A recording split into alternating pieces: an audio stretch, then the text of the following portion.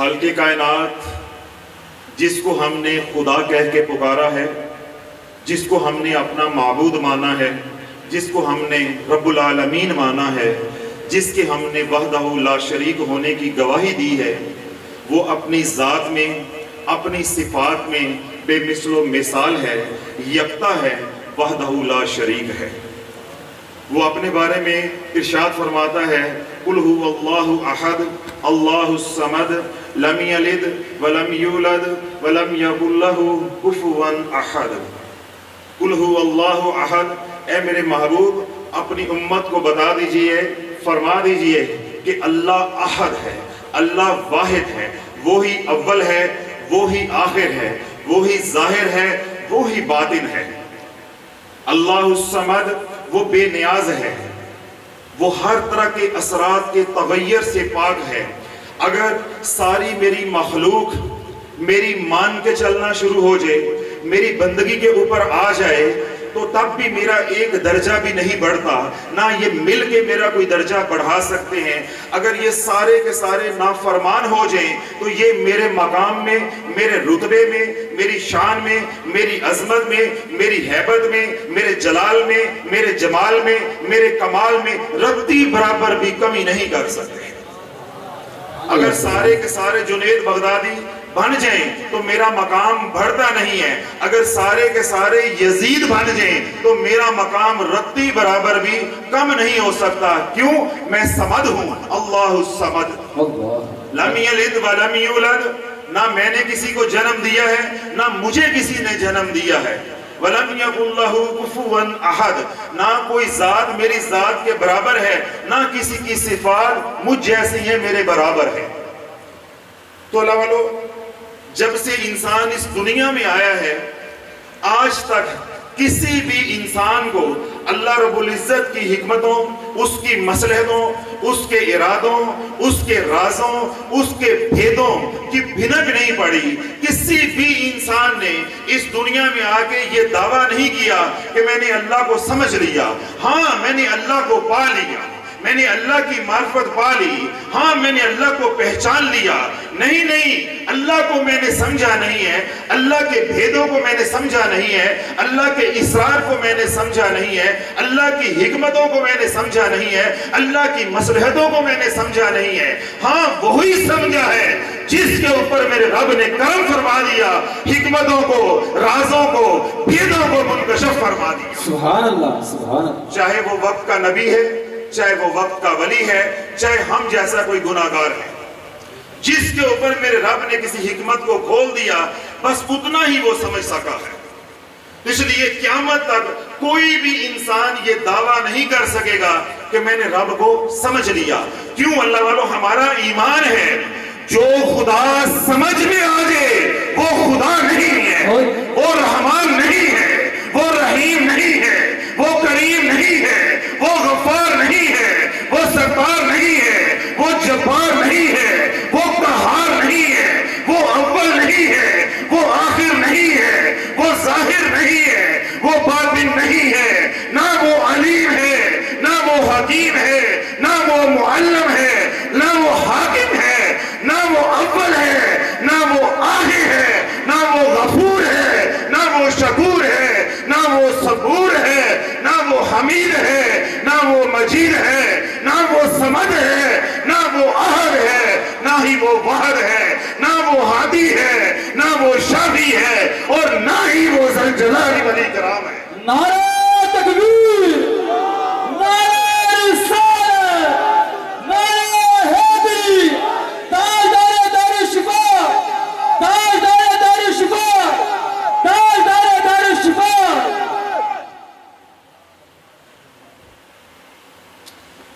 اللہ والو، جو خدا سمجھ میں آ جائے وہ خدا نہیں ہو سکتا، وہ اللہ نہیں ہو سکتا، وہ رحمان نہیں ہو سکتا، وہ رحیم نہیں ہو سکتا۔ جس خدا کو ہم نے سمجھ لیا، جس خدا کو ہم نے چھو لیا، وہ خدا نہیں ہو سکتا۔ وہ بت تو ہو سکتا ہے، وہ خدا نہیں ہو سکتا۔ تو اللہ والو، جب خدا کو کسی نے سمجھا ہی نہیں ہے، جب تک اس نے اپنی معرفت کسی کو خود عطا نہیں کر دی تو پھر اس کے بھیدوں کو کون جان سکتا ہے؟ اس کے رازوں کو کون جان سکتا ہے؟ اس کی حکمتوں کو کون جان سکتا ہے؟ اللہ والوں کو حیران ہوں گے، میں نے تھوڑی سی موضوع کے اندر تبدیلی کی ہے، مجمع کو دیکھ کے میرے نوجوان بچے بھی بیٹھے ہوئے ہیں۔ فن مصوری کے اندر جس تصویر نے شہرت پائی وہ ہے مونالیزا کی۔ کس کی تصویر ہے؟ مونالیزا کی تصویر ہے، جس نے پوری دنیا میں شہرت پائی۔ اس کا خالق یا اس تصویر کا جو مصور ہے اس کا نام ہے لیونارڈو دا وینسی، جس نے اس تصویر کو بنایا۔ اب ذرا توجہ میری طرف رکھیے گا تاکہ اگر ہمارے ذہنوں میں یہ بات بیٹھ گئی ہے کہ میں اللہ کو جانتا ہوں تو وہ بات آج ذرا نکل جائے، تاکہ عقیدہ ہمارا صحیح ہو جائے۔ اللہ کو ہم جانتے نہیں ہیں، اللہ کو ماننے کا حکم ہے، اطیع اللہ و اطیع الرسول، اللہ کی مانو، اس کے رسول کی مان کے چلو۔ اللہ کی ذات کے اندر غور کرو گے تو گمراہ ہو جاؤ گے، گمراہ ہو جاؤ گے۔ اس کی صفات کے اندر غور کرو تاکہ تمہیں رب کو پہچاننا آسان ہو جائے۔ وہ تجھے اپنی معرفت عطا کر دے، تجھے اپنی پہچان عطا کر دے۔ اب مونالیزا کی تصویر کا مصور کون ہے؟ لیونارڈو دا وینسی۔ تصویر بنائی، اب مصور ایسا ہے، کافر ہے، غیر مسلم ہے، رب کا منکر ہے، لیکن اللہ نے ایسا کمال دیا ہے۔ پھر ایک شعبے کے اندر کمال نہیں دیا، زندگی کے 3 شعبوں کے اندر اللہ نے کمال دیا ہے، 3 فنون کے اندر اللہ نے کمال دیا ہے۔ کمال کا مصور ہے، کمال کا موسیقار ہے، اور کمال کا سائنسدان ہے۔ ہم اپنی زندگی میں جھانکیں، کوئی کپڑا بیچنے والا ہے، کوئی برف بیچنے والا ہے، کوئی کریانے کا کام کرنے والا ہے، کوئی ذمہ دار ہے، کوئی ملازم ہے، کوئی ڈاکٹر ہے، کوئی انجینئر ہے۔ ہم ایک ہی پیشہ لے کے چلیں یا ایک ہی پیشے کے ساتھ ایمانداری کریں تو بہت بڑا کمال ہے، لیکن اللہ نے اس کو ایسی صلاحیتیں دی کہ تینوں شعبوں میں اللہ نے کمال بخشا، تینوں شعبوں کے اندر اللہ نے کمال بخشا، فن کی ملکہ اللہ نے ادا کی۔ اب وہ مصور کا بھی مالک ہے، مصور کا بھی مصور میں بھی اس کا نام ہے، اس میں بھی اللہ نے کمال دیا ہے، موسیقی کے اندر بھی اللہ نے کمال دیا ہے، اور ایک کامیاب سائنسدان بھی ہے، یعنی کیمیا کے اندر بھی اللہ نے اس کو کمال دیا ہے۔ پھر سب سے بڑی بات یہ ہے کہ میں لکھوں تو دائیں ہاتھ سے، کوئی اور لکھے تو دائیں ہاتھ سے، چند ایک ہیں جو لکھتے ہیں بائیں ہاتھ سے۔ جو بائیں سے لکھتا ہے وہ دائیں سے نہیں لکھ سکتا، جو دائیں سے لکھتا ہے وہ بائیں ہاتھ سے نہیں لکھ سکتا۔ میرے رب نے عطا اپنے کی انتہا کر دی، اب وہ دائیں ہاتھ سے بھی لکھتا ہے، بائیں ہاتھ سے بھی لکھتا ہے۔ جب فن مصوری میں مشغول ہوتا ہے، مصروف ہوتا ہے، تصویروں کے نقش و نگار بنا رہا ہے، ایک ہاتھ کے ساتھ نقش بنا رہا ہے اور دوسرے ہاتھ کے ساتھ اس میں رنگ بھرتا جا رہا ہے۔ سبحان اللہ، سبحان اللہ۔ اگر میوزک کی طرف جاتا ہے، موسیقی کی طرف جاتا ہے، تو کیا ایک ہاتھ سے پیانو بجا رہا ہے اور دوسرے ہاتھ سے گٹار بجا رہا ہے؟ دونوں ہاتھ چل رہے ہیں، دونوں ہاتھ چل رہے ہیں۔ اگر اپنی لیبارٹری کے اندر جاتا ہے، یعنی وہ سائنسدان ہے، کیمیا کا کام کرتا ہے، تو تب بھی دونوں ہاتھ چل رہے ہیں۔ دنیا کا نظام چلتا رہا، ترتیب چلتی رہی، زندگی گزرتی گئی۔ رات کو سویا، جن ہاتھوں پہ مان تھا اللہ نے دونوں ہاتھوں کو مفلوج کر دیا۔ اب ذرا توجہ رہے کہ رب کے بھیدوں کو کون جانتا ہے، اللہ کے بھیدوں کو، اللہ کے رازوں کو کون جانتا ہے۔ میں نے اس شخص کی مثال دی نوجوان بچوں کو دے کے جس نے پوری دنیا کے اندر شہرت پائی ہے، لاکھوں نہیں، کروڑوں نہیں، اربوں ڈالر اس تصویر سے کمائے ہیں، اربوں ڈالر اس تصویر سے کمائے ہیں، اور پوری دنیا میں وہ معروف ہوا ہے۔ بچہ بچہ اس کے نام سے جو ہے وہ واقف ہے، مترف ہے اس کے فن کا۔ اب رات کو سویا، اللہ نے دونوں بازوں سے بھی محروم کر دیا، دونوں ہاتھوں سے بھی محروم کر دیا۔ اب صبح جب اٹھا ہے، اب دونوں ہاتھ کام نہیں کر رہے، دونوں بازو کام نہیں کر رہے۔ کہاں میرے رب نے دونوں ہاتھوں میں صلاحیتیں دی، پھر 3 شعبوں کا کمال دیا۔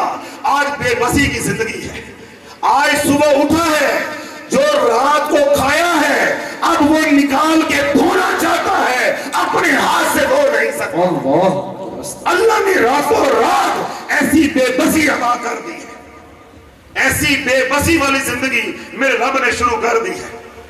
ہسپتال میں داخل ہوا، امیر آدمی ہے، پیسے والا ہے، امیر ترین ڈاکٹر علاج کر رہے ہیں، دنیا بھر کے ڈاکٹر علاج کر رہے ہیں، بیماری ہے کہ اس کا علاج نہیں ہو رہا، شفا نہیں ہو رہی۔ جب ڈاکٹروں نے مایوس ہو کے جواب دے دیا کہ بھائی اس کو قدرت ہی ٹھیک کر سکتی ہے، ڈاکٹروں کا علاج اس کو ٹھیک نہیں کر سکتا، تو جو پاس اس کا شاگرد کھڑا تھا، جو اس کی مدد کرتا تھا کام کے دوران، جب وہ تصویریں بنا رہا ہوتا تھا، مصوری کر رہا ہوتا تھا، یا موسیقی کے آلات بجا رہا ہوتا تھا، یا کیمیا کے تجربات کر رہا ہوتا تھا، جو شاگرد، جو خادم ساتھ کھڑا ہوتا تھا، اس نے پوچھا کہ سر جناب اگر قدرت آپ کو یہ دونوں بازو دوبارہ لوٹا دے اور یہ دونوں ہاتھ اپنے لوٹا دے تو پھر تم کیا کرو گے؟ کہنے لگا کہ اگر قدرت ایک بار مجھے صحت دے دے، مجھے میرے بازو ہاتھوں سمیت لوٹا دے، میں صرف ایک بار اپنی بنائی ہوئی تصویروں کو اپنے ہاتھ سے چھونا چاہتا ہوں کہ کیا یہ تصویریں میں نے ہی بنائی؟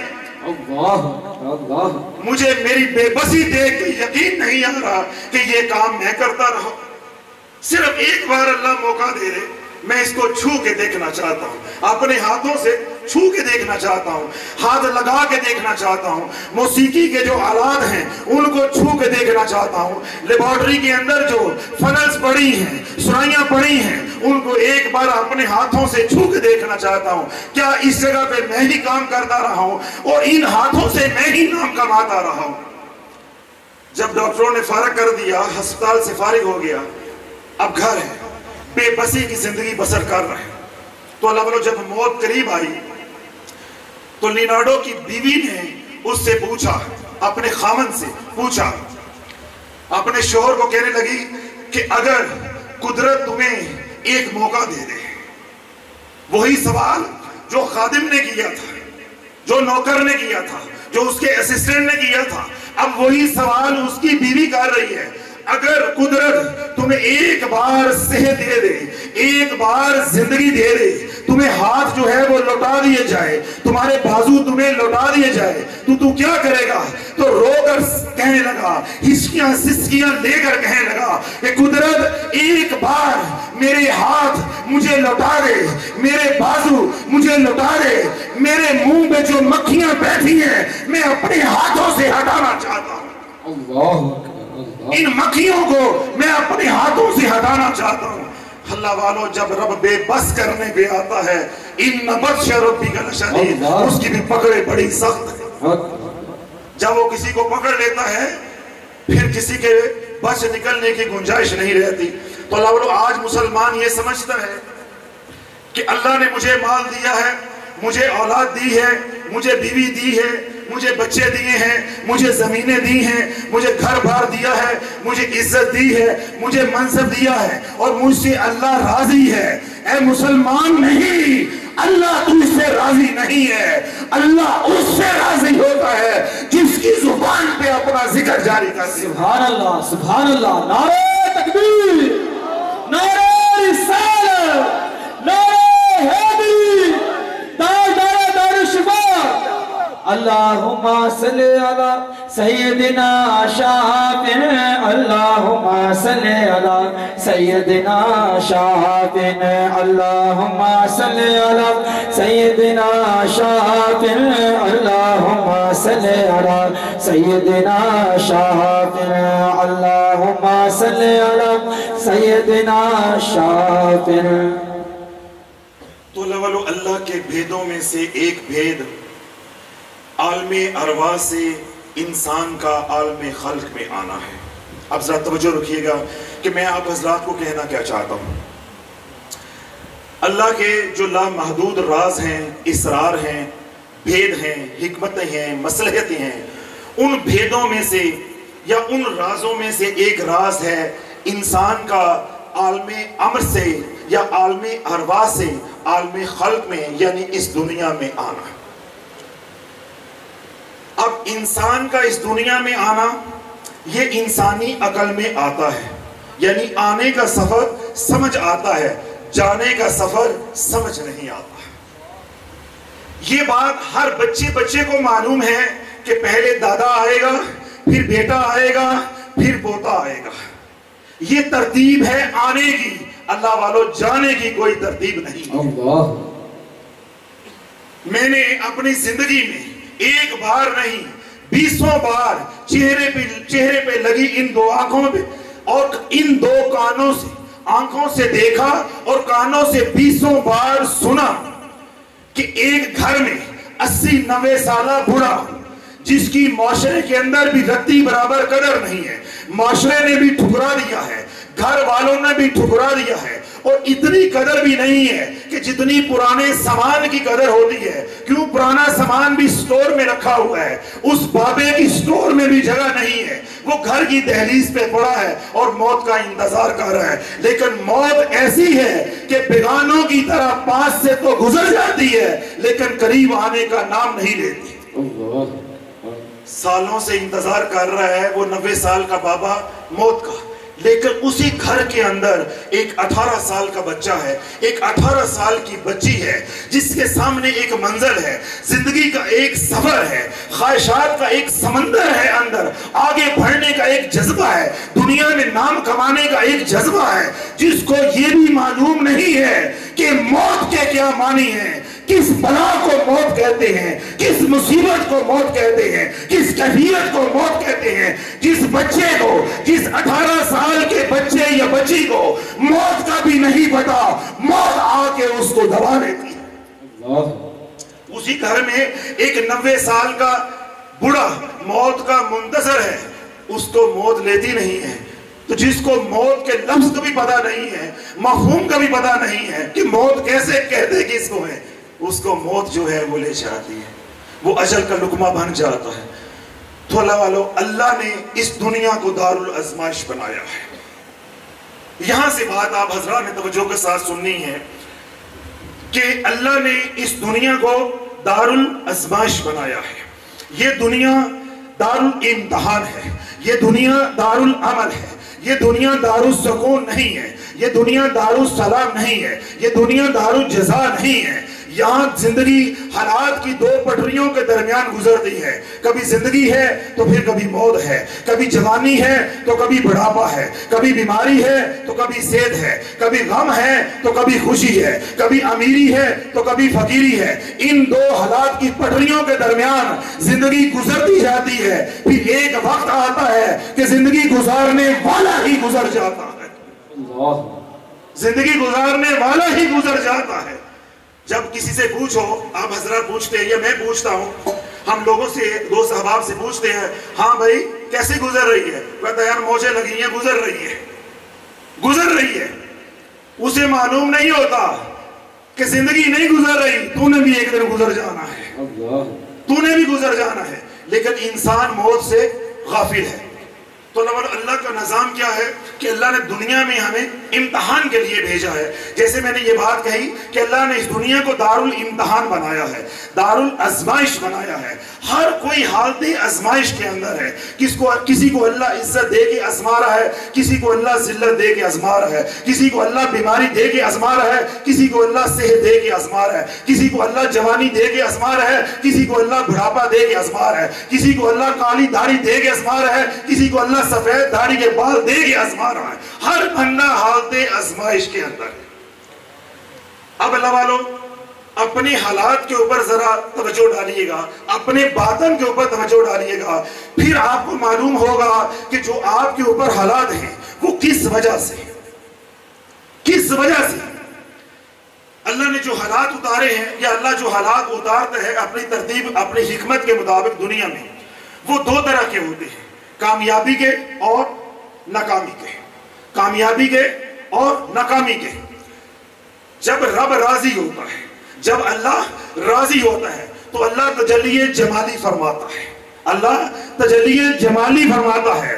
تجلی جمالی کا نتیجہ کیا نکلتا ہے کہ انسان پٹھیاں مار دے، اللہ سیدھیاں کر دیتا ہے۔ سبحان تجلی جمالی کا نتیجہ کیا نکلتا ہے کہ انسان الٹیاں مارتا ہے، اللہ الٹیوں کو بھی سیدھا کر دیتا ہے۔ سبحان انسان بعض دفعہ غلط فیصلے کر لیتا ہے، اللہ اس کے اندر بھی عزت ڈال دیتا ہے۔ حالات ناکامی والے ہوں، اللہ کامیابی دے دیتا ہے۔ رشتہ داروں میں عزت ہے، دوست احباب میں عزت ہے، معاشرے میں عزت ہے، دفتر میں عزت ہے، اولاد فرما بردار ہے، بیوی فرما بردار ہے، مال کی ریل پیر ہے، صحت ہے، تندرستی ہے، جو چاہتا ہے وہی ہوتا ہے، جو سوچتا ہے وہی ہوتا ہے، ہر طرف نام چل رہا ہے، کام چل رہا ہے۔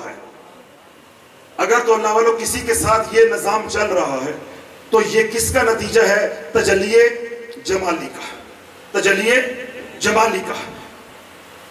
پھر لوگ ہمارے پاس آتے ہیں، جی پہلے تو ہمارا نام بھی چلتا تھا اور ہمارا کام بھی چلتا تھا، یہ کچھ عرصہ سے ایسا ہوا ہے کہ ہم جس کام کو ہاتھ ڈالتے ہیں، سونے کو ہاتھ ڈالتے ہیں مٹی ہو جاتا ہے۔ پہلے حالات ایسے تھے، ہم مٹی کو ہاتھ ڈالتے تھے وہ سونا ہو جاتا تھا۔ آج ہم عزت والا کام کرتے ہیں تو ذلت ہوتی ہے۔ پہلے رشتہ دار ہماری مان کے چلتے تھے، ہمارے سے مشورے کرتے تھے، آج ہمیں کوئی منہ لگانے کو تیار نہیں ہے۔ رشتہ دار تو دور کی بات ہے، ہم سایہ بھی سلام لے کے راضی نہیں ہیں۔ لوگ یہ باتیں کیوں کرتے ہیں کہ جب اللہ ناراض ہو جاتا ہے تو اللہ بھی تجلی جلالی فرماتا ہے۔ میں نے پہلے یہ بات کہی کہ دو طرح کی تجلیات ہیں جو ہمارے حالات کو بدلتی ہیں۔ اگر رب تجلی جمالی فرمائے گا تو ہمارا نام بھی چلے گا، کام بھی چلے گا۔ اگر رب تجلی جلالی فرمائے گا تو بنا ہوا نام بھی بگڑ جائے گا اور چلتا ہوا کام بھی تباہ و برباد ہو جائے گا۔ اب چاہے جس کے اوپر اللہ والوں رب تجلی جمالی فرما رہا ہے، چاہے میرا رب تجلی جلالی فرما رہا ہے، دونوں کو آزما رہا ہے، دونوں کو آزما رہا ہے۔ یہ بات آپ نے توجہ کے ساتھ سننی ہے، یہ اس نقطے کو سمجھ کے جا رہا ہے۔ میں تقریر کرنے نہیں آیا، ایک پیغام لے کر آیا ہوں کہ اللہ والوں جس وقت جو امت کا عقیدہ خراب ہو رہا ہے وہ عقیدہ کسی طریقے سے بچ جائے۔ سبحان اللہ۔ ایک وقت تھا ہمارے بزرگان محنت کرتے تھے کہ امت نماز پہ آ جائے، امت حج پہ آ جائے، امت زکوٰۃ دینے پہ آ جائے، امت جو ہے عمرہ کرنے پہ آ جائے، روزے رکھنے پہ آ جائے، اعمال صالح کے اوپر آ جائے۔ آج یہ دور ہے جس دور میں ہم کام کر رہے ہیں، اس دور میں ہم محنت کر رہے ہیں کہ بھائی نماز چھوڑو، حج چھوڑو، زکوٰۃ چھوڑو، ایمان بچاؤ ان کا کسی طرح ایمان بچ جائے۔ اب تو نماز کی فکر ہی نہیں رہ گئی، اب تو حج کی فکر ہی نہیں رہ گئی، وہ تو سب کچھ پہلے کے برباد ہو گیا، وہ تو اللہ نے پہلے ہی چھین لیا ہے۔ اب تو ایک ہی ہے ٹمٹماتا جو ہے وہ چراغ ہے، یہ شعلہ ہے ایمان کا، کہیں وہ ہی نہ بجھ جائے۔ اب تو ایمان میں بات ہو رہی ہے کہ ہمارا ایمان بچ جائے، ہمارا عقیدہ بچ جائے۔ تو اللہ کسی کے اوپر تجلی جلالی فرمائے یا تجلی جمالی فرمائے، کوئی بھی تجلی فرمائے، ہر کوئی حالت امتحان کے اندر ہے، آزمائش کے اندر ہے۔ اللہ دے کے بھی آزما رہا ہے، اللہ لے کے بھی آزما رہا ہے۔ جب اللہ دیتا ہے تو انسان شیطان کی وجہ سے، نفس کے غلبے کی وجہ سے رب سے غافل ہو جاتا ہے۔ اللہ والوں جب رب نے دیا انسان غافل ہو گیا تو وہ بھی ناکام ہو گیا، اگر اللہ نے واپس لیا تو مایوس ہو گیا تو وہ بھی ناکام ہو گیا۔ آج دو ہی طرح کے انسان ہمارے پاس آتے ہیں جن سے ہمارا واسطہ پڑتا ہے، جن کو اللہ نے مال دیا ہے، اولاد دی ہے، رزق دیا ہے، عزت دی ہے، وہ کہتے ہیں کہ اللہ ہم سے راضی ہے، اس لیے اللہ ہمیں اتنا کچھ دے رہا۔ وہ اللہ کو بھولے ہوئے ہیں، انہیں محفل میں بلاؤ وقت نہیں ہے، مسجد میں نماز کے لیے بلاؤ وقت نہیں ہے، حج عمرے کی دعوت دو وقت نہیں ہے، درود پاک پڑھنے کا کہو جی میرے پاس وقت نہیں ہے، میں تو مصروف آدمی ہوں۔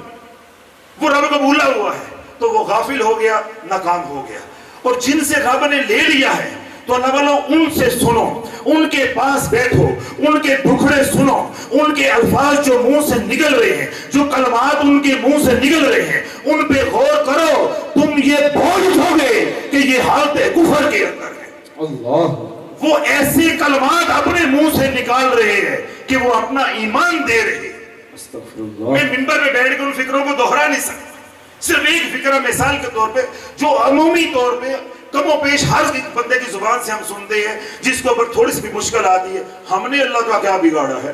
معاذ اللہ، بھئی تو میرے جیسے کا نہیں بگاڑ سکتا، اللہ کا کیا بگاڑ لے گا؟ میں حضور کے غلاموں کا غلام ہوں، ادنا سا غلام ہوں، تو میرا کچھ نہیں بگاڑ سکتا، تو میرے رب کا کیا بگاڑ لے گا؟ اللہ، تو کیا بول رہا ہے کہ ہم نے اللہ کا کیا بگاڑا ہوا ہے؟ یہ فکرہ آپ اکثر سنتے ہیں کہ نہیں؟ یہ کفر ہے۔ اس مسلمان کو یہ معلوم ہی نہیں ہے کہ میرا ایمان نکل گیا ہے، اور جو ہی کفریہ فکرہ بولا ایمان ختم ہوا، نکاح ٹوٹ گیا۔ اب گھر میں بھی زنا ہو رہا ہے تو اللہ تعالیٰ جو زنا سے اولاد پیدا ہوگی وہ ولیوں کو ماننے والی ہوگی، وہ اللہ کے ولیوں کو ماننے والی ہوگی، وہ حضور علیہ السلام کی سنتوں پہ چلنے والی ہوگی، وہ اللہ کی مان کے چلنے والی ہوگی۔ جب گھر میں زنا ہوگا تو گھر میں برکتیں ہوں گی۔ پھر کیا کہتے ہیں؟ پہلے یہ فکر، پھر اگلا فکر، پیر صاحب ہم نے کوئی دربار نہیں چھوڑا، کوئی پیر فقیر نہیں چھوڑا، کوئی مزار نہیں چھوڑا، کوئی درگاہ نہیں چھوڑی، ہر جگہ ہم گئے ہیں، اللہ تو ہماری سنتا ہی نہیں ہے، اللہ تو ہماری سنتا نہیں ہے۔ اللہ سمیع بھی ہے، اللہ بصیر بھی ہے۔ اب رب کی کسی ایک بھی صفت کا انکار کرے، بتاؤ اللہ والوں مسلمان رہ جائے گا؟ جو کہے کہ رب ہماری سنتا ہی نہیں ہے، رب تو دیکھ ہی نہیں رہا ہم کس حال میں ہیں، کتنے مجبور ہیں، کتنے پریشان ہیں، حالانکہ وہ سمیع بھی ہے، بصیر بھی ہے، وہ سن بھی رہا ہے، دیکھ بھی رہا ہے، تو حالات بھی تو اسی نے اتارے ہیں۔ تو مسلمان زمین پہ رب کی شکایتیں لگا رہے ہیں، اس کی مخلوق کو گلے کر رہے ہیں کہ اللہ تو سنتا ہی نہیں ہے، اللہ تو سنتا ہی نہیں ہے۔ تو اللہ بولو یہ وہ فکرے ہیں جو مایوسی کی علامت ہے، یا مایوسی کا اظہار ہے۔ جو رب سے غافل ہو گیا وہ بھی مر گیا، جو رب سے مایوس ہو گیا وہ بھی مر گیا۔ تو ہم نے رب سے مایوس بھی نہیں ہونا اور رب سے غافل بھی نہیں ہونا، ہم نے رب سے مایوس بھی نہیں ہونا اور رب سے غافل بھی نہیں ہونا۔ جو اللہ سے مایوس نہیں ہوتے اور امید کا دامن نہیں چھوڑتے اور رب کو بھولتے نہیں ہیں، اللہ ان کو کیا انعام دیتا ہے۔ حضرت جنید بغدادی رحمت اللہ علیہ فرماتے ہیں کہ میں اپنے ماموں کے گھر سویا ہوا تھا۔ کیا تھا؟ میں اپنے ماموں کے گھر سویا ہوا تھا، اپنے پیر و مرشد حضرت شیخ سری سبتی رحمت اللہ علیہ کے گھر سویا ہوا تھا۔ آپ ان کے ماموں بھی ہیں، جنید بغدادی کے، اور پیر و مرشد بھی ہیں۔ تو رات کا جب آخری پہر ہوا تو میری ابھی آنکھ لگ رہی تھی، ابھی میں گہری نیند سویا نہیں تھا، تو میرے ماموں نے آواز دی، جنید جاگ رہے ہو، جنید جاگ رہے ہو؟ تو میں نے کہا ماموں میں جاگ رہا ہوں، شیخ میں جاگ رہا ہوں۔ تو آپ نے فرمایا اٹھ، پھر آ میں تجھے بتاؤں جو میرے رب نے مجھے الہام کیا ہے، جو میرے رب نے مجھے دکھایا ہے، آ میں تجھے بتاؤں میں کیا دیکھ کے آ رہا ہوں۔ اللہ سبحان۔ جنید بغدادی رحمت اللہ فرماتے ہیں کہ میں اٹھ کے بیٹھ گیا اپنے ماموں کے سامنے، یعنی اپنے پیر و مرشد کے سامنے بیٹھ گیا۔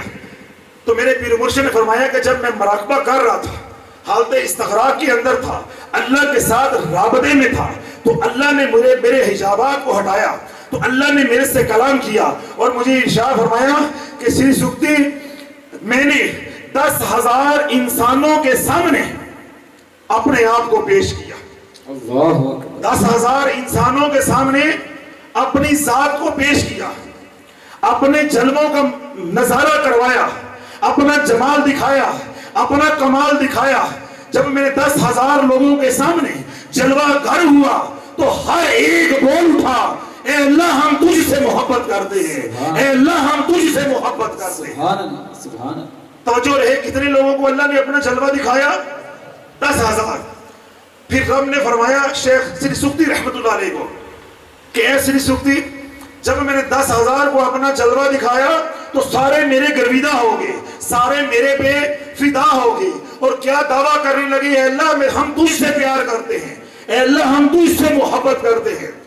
پھر میں دنیا کو لے کر آیا، انہی 10,000 کے سامنے میں دنیا کو لے کر آیا، جو ایک لمحہ پہلے مجھے کہہ رہے تھے کہ اللہ ہم تجھ سے پیار کرتے ہیں، 10,000 میں سے 9,000 میں سے بے وفائی کر گئے۔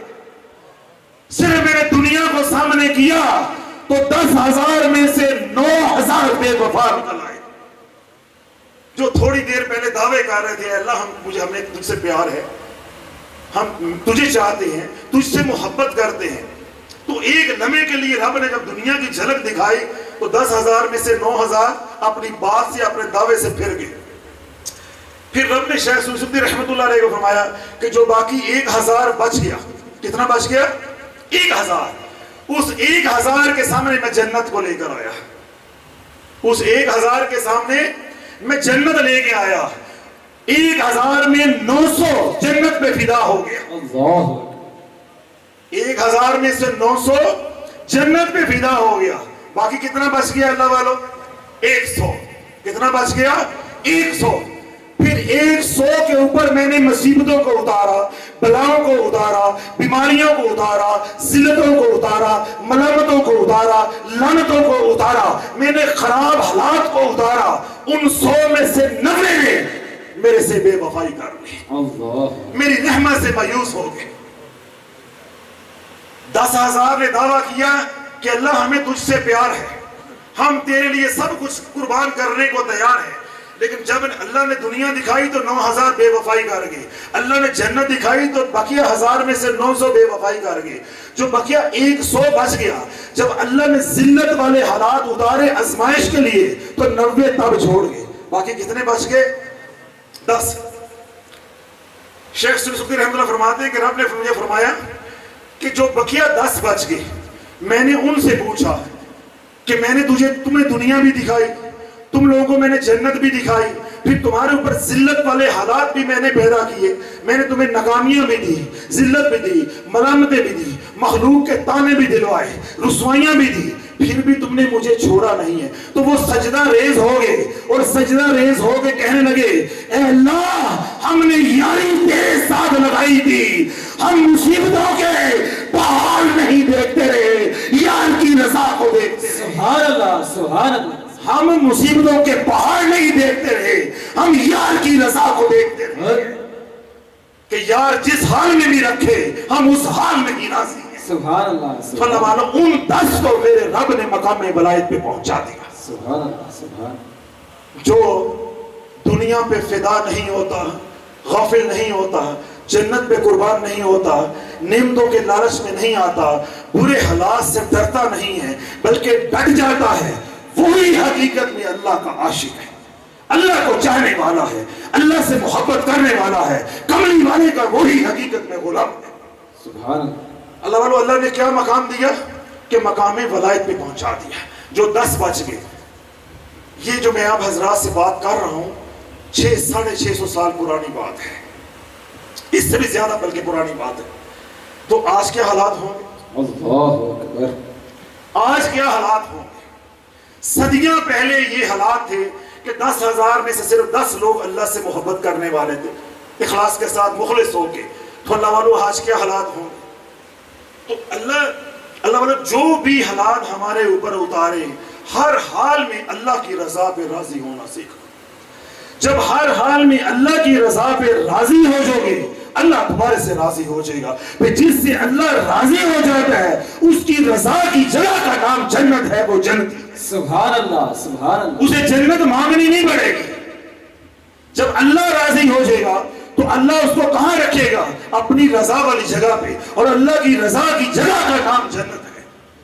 تو جو اللہ کی رضا پہ راضی ہو گیا وہ جنتی ہے. تو اللہ اگر حالات سختی کے آ جائیں، حالات ذلت کے آ جائیں، حالات رسوائی کے آ جائیں، حالات بندش کے آ جائیں، پھر اللہ کا در چھوڑ کے غیروں کے در پہ نہ جاؤ. پھر غیروں کے در پہ نہ جاؤ، اللہ کے در پہ رہو گے، اللہ ہی کو پکارو گے، پھر دیکھو اللہ کی مدد کیسے آتی ہے. سبحان اللہ. پھر اللہ کی مدد کیسے آتی ہے. رب فرماتا ہے اللہ ولی الذین آمنوا یخرجہم من الظلمات الی النور. اللہ نے پورا فیصلہ فرمایا، پورا فلسفہ بیان کر دیا. والذین کفروا اولیاءہم الطاغوت یخرجونہم من النور الی الظلمات اولئک اصحاب النار ہم فیہا خالدون. یہ اس آیت مبارکہ کے اندر اللہ نے پورا فلسفہ بیان کیا ہے. حالات ذلت والے ہوں، حالات مجبوریوں والے ہوں، حالات بیماری والے ہوں، حالات تنگ دستی والے ہوں، حالات قرضے والے ہوں، حالات ناکامی والے ہوں، جیسے بھی حالات ہیں اللہ ہی کو آواز دینی ہے، اللہ ہی کو پکارنا ہے. حسبنا اللہ نعم الوکیل نعم المولا و نعم النصیر. سبحان اللہ سبحان اللہ. اے اللہ تو ہی کافی ہے، تو ہی مددگار ہے، تو ہی میرا وکیل ہے، اگر تو نہیں دے سکتا تو ایک بدماش اس دل کو لگویرا عامل میری تقدیر کو کیسے بدل سکتا ہے؟ اللہ آج مسلمان کے اوپر حالات سختی کے آتے ہیں، رب کا در چھوڑ کے ایک عامل کی گود میں جا کے بیٹھ جاتا ہے، ایک عامل کی گود میں بیٹھ جاتا ہے، ایک ڈبہ پیر کے پاس چلا جاتا ہے۔ اے بندے، اے مسلمان، جب تک تیرا رب راضی نہیں ہے ایک ڈبہ پیر کے تعویذ کیا کر سکتے ہیں؟ تو نے تعویذوں کے اندر کامیابی سمجھ لی ہے، کامیابی تو اللہ کے ہاتھ میں ہے، اسباب کے اندر کامیابی نہیں ہے۔ اللہ راضی ہوگا، اللہ اپنے در کے ساتھ جوڑ کے رکھے گا۔ تجھے پریشانی آئی تو اللہ کو پکار، اللہ نے تجھے خوشحالی دی تو اللہ کو پکار۔ تو آج مسلمان کے اوپر جب حالات ذرا سے تنگ ہوتے ہیں تو رب کا در چھوڑ کے عاملوں کے پاس، ڈبہ پیروں کے پاس، جاہلوں کے پاس۔ میرے حضور علیہ الصلوۃ والسلام کا فرمانے علی شان ہے، صحیح مسلم اور بخاری شریف دونوں کے اندر یہ حدیث پاک ہے، جس نے جادو کیا اور جس نے جادو کروایا دونوں کافر ہیں۔ اللہ اے مسلمان، اگر تو یہاں بیٹھا ہے تو فقیر کی باتیں آئے ذرا سن کے جانا، پھر آج فیصلہ کر کے جانا کہ تو مسلمان ہے یا کافر ہے۔ اللہ جس نے جادو کیا یا جس نے جادو کروایا دونوں کیا ہیں؟ کافر۔ جس کے اوپر حالات آئے تنگی کے، ذلت کے، رسوائی کے، بیماری کے، اس نے اللہ کا در چھوڑ کے کہاں گیا؟ عامل کے پاس۔ عامل سے جا کے کہا کہ مجھے کوئی جادو کر کے دو، کوئی عمل کر کے دو تاکہ میرے دشمن برباد ہو جائے۔ ایک شخص کے اوپر حالات آئے تنگی کے، سختی کے، پریشانی کے، اس نے اللہ کو پکارا۔ ایک نماز پڑھتا تھا 5 پوری کر دی، خانقاہ نہیں جاتا تھا اب خانقاہ جانا شروع کر دیا، ذکر نہیں کر رہا تھا اب ذکر کرنا شروع کر دیا۔ اس کے بارے میں رب کیا فرماتا ہے؟ اللہ ولی الذین آمنوا یخرجہم من الظلمات الی النور۔ اللہ ہی ہے جو اہل ایمان کو ظلمت سے نکال کے روشنیوں کی طرف لے جاتا ہے۔ سبحان اللہ، کیوں؟ وہ ایمان والوں کا مددگار ہے۔ سبحان اللہ، سبحان حالات آئے سختی کے، کس کے اوپر نہیں آتے اللہ والے؟ کس کے اوپر حالات نہیں آتے؟ جس کا جتنا ایمان زیادہ ہوگا اس کے اوپر اتنی ہی آزمائشیں زیادہ۔ انبیاء علیہ السلام کا ایمان سب سے زیادہ ہوتا ہے، اس لیے ان کے اوپر آزمائشیں سب سے زیادہ۔ اس کے بعد اولیاء اللہ کے اوپر، اس کے بعد ہمارے جیسے جو عام نیک سارے لوگ ہوتے ہیں، دین پہ چلنے کی کوشش کرنے والے ہوتے ہیں، ان کے اوپر آزمائشیں آتی ہیں۔ تو جو جتنا زیادہ بڑے ایمان والا ہوگا اس کے اوپر آزمائش اتنی ہی زیادہ۔ لیکن آزمائش آئی، ہاتھ کسی ہاتھ والے میں تھا، ہاتھ تو سب کا ہوتا ہے، یہ کوئی اور ہاتھ ہے۔ اگر ہاتھ کسی ہاتھ والے کے ہاتھ میں تھا تو پھر جب پریشانی آئی وہ عامل کے پاس نہیں گیا بلکہ اس کے دل سے نکلا، حسبنا اللہ نعم الوکیل نعم المولا و نعم النصیر۔ اور میرے رب نے عرشوں سے آواز دی، اللہ ولی الذین آمنوا یخرجہم من الظلمات الی النور۔ سبحان تو اللہ، نے مجھے پکارا ہے، تو نے حسبی اللہ کہا ہے تو میں تیرے لیے پھر کافی ہوں، میں تیرے لیے کافی ہو گیا ہوں۔ تجھے ظلمت سے نکالوں گا، تیری مدد کروں گا اور تجھے روشنیوں کی طرف، عزتوں کی طرف لے جاؤں گا۔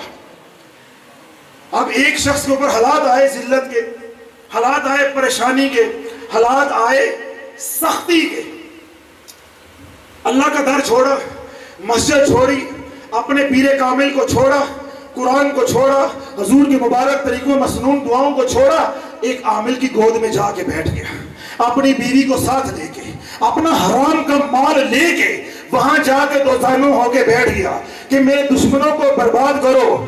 جب تک رب برباد نہ کرنا چاہے کون برباد کر سکتا ہے؟ وَتُعِزُّ مَن تَشَاءُ وَتُذِلُّ مَن تَشَاءُ بِيَدِكَ الْخَيْرُ إِنَّكَ عَلَىٰ كُلِّ شَيْءٍ قَدِيرٌ۔ سبحان اللہ، اللہ جب تک میرا رب ذلت نہیں دینا چاہتا ساری دنیا مل کے بھی کسی کو ذلیل نہیں کر سکتی۔ اگر تو سمجھتا ہے میں دشمنوں کو برباد کر لوں گا تو خدا ہو گیا، اس کا مطلب ہے عزت تو تیرے ہاتھ میں ہے، ذلت تو تیرے ہاتھ میں ہے۔ اب عامل کو، اس پیر کو، اس ڈبہ پیر کو، اس جاہل کو کہا کہ مجھے کوئی جادو کر کے دو، کوئی عمل کر کے دو، ایمان ختم ہو گیا، نکاح ٹوٹ گیا، نکاح ٹوٹ گیا۔ رب نے آیت اتار دی والذین کفروا اولیاءہم الطاغوت یخرجونہم من النور الی الظلمات۔ جو شیاطین کے رفقا ہو گئے، رفیق بن گئے، دوست بن گئے، وہ روشنیوں میں بھی تھے، رب ظلمتوں میں لے جائے گا، رب اندھیروں میں لے جائے گا۔ اللہ اکبر کبیر۔ ہے مسلمان، کبھی تو سوچ، اللہ نے تجھے ایمان دیا، تو ایمان سے کدھر چلا گیا؟ جب تو نے اظہار کیا کہ میں نے کالا علم کروانا ہے، جادو کروانا ہے، رب نے تیرا ایمان سلب کر لیا۔ اب تو شیطان کے ساتھ مل گیا، شیطان کا اعلیٰ کار بن گیا، اس کے ساتھ مل گیا۔ جب مل گیا تو رب نے فیصلہ اتار دیا کہ اب تجھے میں نور سے ظلمت کی طرف لے کے جاؤں گا۔ اولئک علیہم واولئک ہم اللہ ولی الذین آمنوا یخرجہم من الظلمات الی النور والذین کفروا اولیاءہم الطاغوت یخرجونہم من النور الی الظلمات اولئک اصحاب النار ہم فیہا خالدون۔ یہی وہ لوگ ہیں جو ہمیشہ کے لیے جہنم میں رہیں گے۔ ہے مسلمان، تو ایمان دے کے ایک تعویذ خرید کے لے کر آیا ہے، اور تو یہ سمجھ رہا ہے کہ میں اپنے دشمنوں کو برباد کر دوں گا۔ جب تک میرا رب برباد نہ کرنا چاہے، کوئی کسی کو برباد نہیں کر سکتا۔ اب اللہ یہاں پہ یہ بات اپنے ذہن میں رکھنی ہے، پھر انشاءاللہ اگلی بات جو میں کرنے جا رہا ہوں اس سے آپ کا ایمان بھی تازہ ہوگا اور سمجھ بھی آئے گی۔ اللہم صلی علی سیدنا شافعنا، اللہم صلی علی سیدنا شافعنا، اللہم صلی علی سیدنا شافعنا، اللہم صلی علی سیدنا شافعنا، اللہم صلی علی۔ حضرات ابھی بھولے نہیں، میرے پانی پیتے پیتے تو میں نے کہاں سے بات چھوڑی تھی، کس موڑ پہ بات چھوڑی تھی؟ جس نے اللہ کے اتارے ہوئے حالات کے اوپر صبر کر لیا، اس کے ساتھ اللہ کی مدد کا نظام چلے گا۔ اللہ اس کو اندھیروں سے نکال کے روشنیوں کی طرف لے جائے گا۔ اور اگر حالات برے اترے، اس نے اللہ پہ بھروسہ نہ کیا، شیاطین کے ساتھ مل گیا، تو اللہ روشنیوں سے بھی نکال کے اندھیروں کی طرف لے جائے گا۔ پھر ہمیشہ یہی لوگ جہنم میں رہنے والے ہیں۔ یہی بات چھوڑی۔ رب فرماتا ہے فَإِنَّ مَعَ الْعُسْرِ يُسْرًا إِنَّ مَعَ الْعُسْرِ يُسْرًا۔ کیا فرماتا ہے؟ فَإِنَّ مَعَ الْعُسْرِ يُسْرًا إِنَّ مَعَ الْعُسْرِ يُسْرًا۔ آپ کسی بھی مسلک سے ہیں، دیوبند مسلک سے ہیں، بریلوی مسلک سے ہیں، یا کسی بھی مسلک سے، کوئی بھی قرآن مجید کی تفسیر آپ اٹھائیں، جون سی آپ کو پسند ہے یا آپ کا ذوق ہے، تمام مفسرین قرآن نے اس آیت مبارکہ کی تفسیر کے اندر یہ بات لکھی ہے فَإِنَّ مَعَ الْعُسْرِ يُسْرًا إِنَّ مَعَ الْعُسْرِ يُسْرًا۔ اس میں اللہ نے ایک ہی مضمون کو دو بار دہرایا ہے، فَإِنَّ مَعَ الْعُسْرِ يُسْرًا إِنَّ مَعَ الْعُسْرِ يُسْرًا۔ بے شک تنگی کے بعد آسانی ہے، بے شک تنگی کے بعد آسانی ہے۔ تو علماء کرام نے، مفسرین نے یہ بات لکھی ہے، یا یہ نقطہ جو ہے وہ اٹھایا ہے کہ اللہ نے جب اس ایک مضمون کو دو بار دہرایا ہے تو اس کے اندر پیغام ہے کہ اگر اللہ کی طرف سے ایک تنگی آئے گی تو اس کے اوپر صبر کر لے گا، اللہ تجھے دو سکھ بھی پھر عطا کرے گا۔ سبحان اللہ، سبحان اللہ۔ اگر اللہ کی دی ہوئی ایک تنگی کے اوپر تو صبر کر لے گا، ڈٹ جائے گا، اپنے ایمان پہ رہے گا، اللہ پہ بھروسہ کرے گا، پھر اللہ تجھے ایک دکھ کے بدلے دو سکھ بھی عطا کرے گا۔ یہ اللہ کا قرآن میں وعدہ ہے۔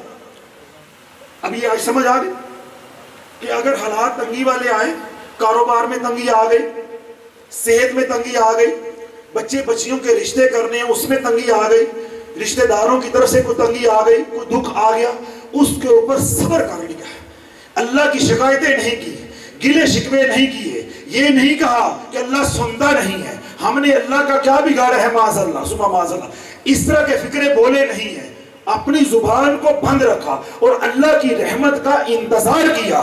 تو رب کا کیا وعدہ ہے، اگر ایک دکھ دوں گا پھر انشاءاللہ العزیز دو سکھ بھی تجھے دوں گا، سبحان اللہ، دو سکھ بھی میرا رب تجھے عطا کرے گا۔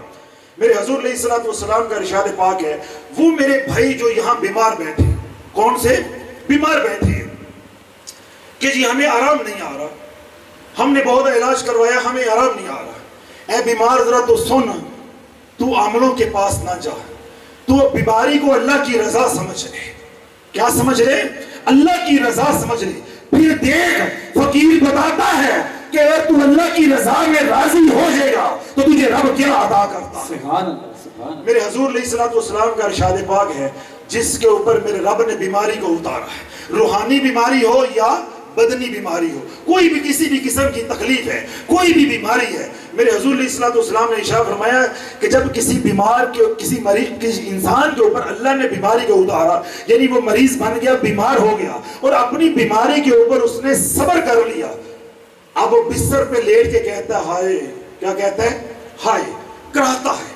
کیا کہتے ہیں؟ ہائے، کراہتا ہے۔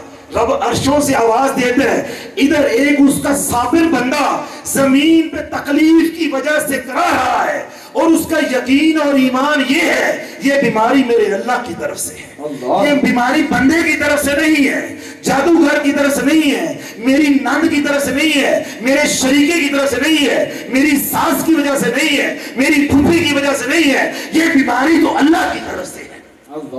یقین اور ایمان یہ ہے۔ تو میرے حضور علیہ الصلوۃ والسلام نے ارشاد فرمایا، جب وہ مریض کراتا ہے، ہائے ہائے کرتا ہے، تو اللہ اوپر سے فرشتوں کو آواز دیتا ہے، اے میرے ملائکہ، یہ جو میرا صابر بندہ تکلیف کی وجہ سے کرا رہا ہے، اس کی ہر قہر، اس کی ہر آہ کے اوپر ایک بار سبحان اللہ کہنے کا ثواب اس کے نامہ اعمال میں لکھتے جاؤ۔ سبحان اللہ، سبحان اللہ۔ اللہ والوں، آپ کو بخار ہو گیا، معمولی سا مسئلہ ہے، معمولی سی بات ہے، ہر بندے کو ہو جاتا ہے سیزن کے اندر، بخار ہو گیا، اللہ کی رضا پہ راضی رہے، ساری رات بخار رہا، منہ سے ہائے ہائے نکلتی رہی، روکنے کے باوجود بھی نکل گئی، انسانی یہ انسان بشر کمزوری ہے تو نکل گئی، تو جتنی آہ نکلی ہر آہ کے اوپر ایک سبحان اللہ کہنے کا ثواب تیرے نامہ اعمال میں لکھا ہے۔ سبحان اللہ۔ اب مجھے بتا، تو عامل کے پاس جائے گا تو تجھے کیا ملے گا؟